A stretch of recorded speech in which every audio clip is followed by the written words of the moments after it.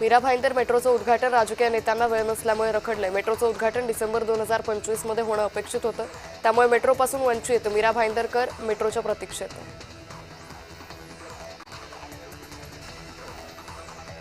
नाशिकच्या त्र्यंबकेश्वरमध्ये एका चारचाकी वाहनाला अचानक आग लागली होती। त्र्यंबकेश्वर नगर परिषदेच्या अग्निशमन दलानं आगीवर तात्काळ नियंत्रण मिळवलं। आगीत सुदैवानं कोणतीही जीवितहानी झाली नाही।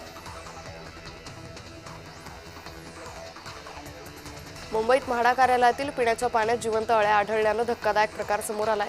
कार्यालयात दररोज हजारो नागरिकांची वर्दळ असते, शिवाय अनेक कर्मचारी हेच पाणी पित असून स्वच्छतेकडे दुर्लक्ष झाल्याची बाब उघड झाली आहे।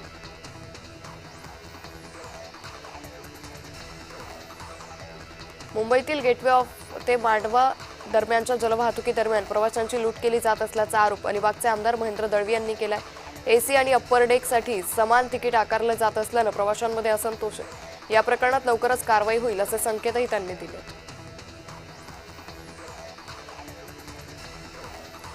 मुंबई महापालिकेचे प्रशासकीय काळातील 1000 कोटींचं टेंडर रद्द केलंय। पारदर्शक कारभारासाठी हा निर्णय घेतल्याचं भाजपचं म्हणणं आहे।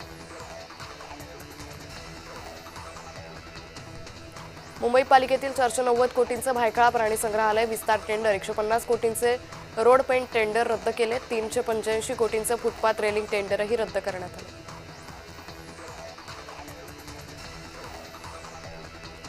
पुण्याच्या महापौर मंजुषा नागपुरे यांनी आपत्ती व्यवस्थापनाची बैठक घेतली। पुढे अशा परिस्थितीचा सामना करण्यासाठी प्रशासनाला या बैठकीत काही सूचना महापौरांनी दिल्या।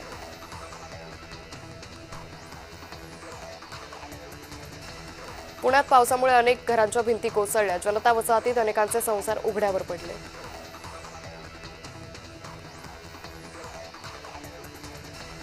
ठाण्यातील सार्वजनिक कचरा कुंड्या गायब झाल्याचा आरोप काँग्रेसने केलाय। चौकशी करा अन्यथा आंदोलन करण्याचा इशारा काँग्रेसने दिलाय।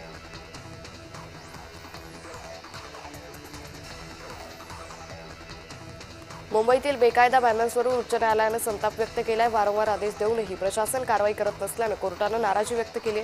आदेश देऊन आम्ही थकलो असं म्हणत कोर्टानं प्रशासनाच्या ढिसाळ कारभारावर ताशेरे ओढले।